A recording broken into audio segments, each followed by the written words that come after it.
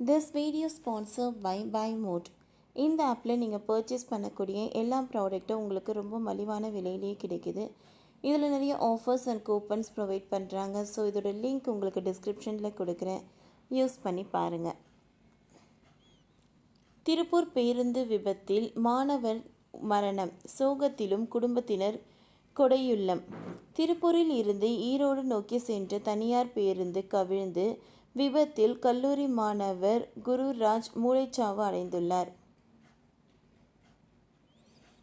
இதன் காரணமாக தனியார் விபத்து பலி எண்ணிக்கை 3ஆக உயர்ந்துள்ள நிலையில், மூளைச்சாவு அடைந்த மாணவரின் உடல் பாகங்களான இருதயம், கண், கல்லீரல், நுரையீரல் உள்ளிட்டவை தானமாக அளிக்க குடும்பத்தினர் ஒப்புதல் அளித்துள்ளனர்.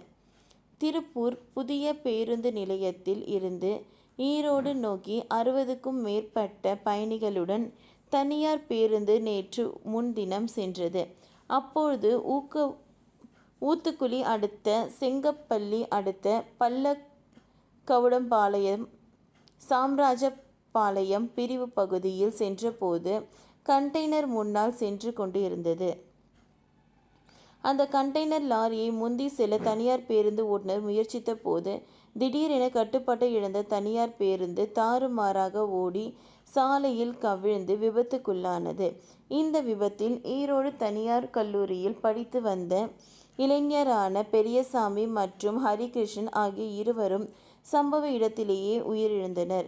இந்த விபத்தில் 20க்கும் அதிகமானோர் காயமடைந்தனர், அலறினார்கள். இதனால் அந்த பகுதியே பரபரப்பாகியது. அதன்பின் சம்பவம் அறிந்த உடனடியாக அங்கு சென்ற போலீசார் அங்கு சக மக்கள் இணைந்து காயமடைந்தவர்களை ஆம்புலன்ஸில் ஏற்றி மருத்துவமனைக்கு அனுப்பி வைத்தனர். இந்த விபத்தில் ஒருவரின் கை, கால் துண்டானது.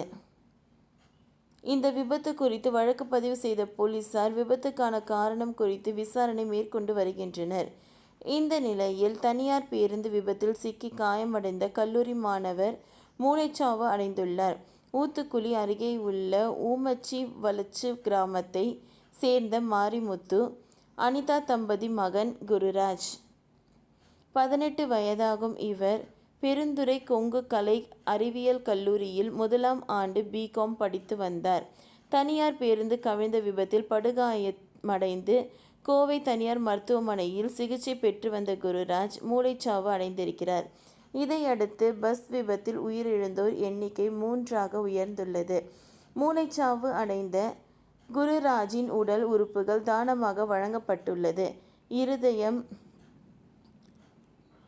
சிறுநீரகம், கல்லீரல், நுரையீரல், கண் உள்ளிட்ட உறுப்புகள் தானம் அளிக்க குடும்பத்தினர் ஒப்புதல் அளித்தனர். பெற்ற மகனை இழந்த துயரமான சூழலிலும் உடல் உறுப்புகளை தானம் அளிக்க முன்வந்த குருராஜின் பெற்றோர் மாரிமுத்து, அனிதாவின் செயல் அப்பகுதி மக்களிடையே நெகிழ்ச்சியை ஏற்படுத்தி உள்ளது.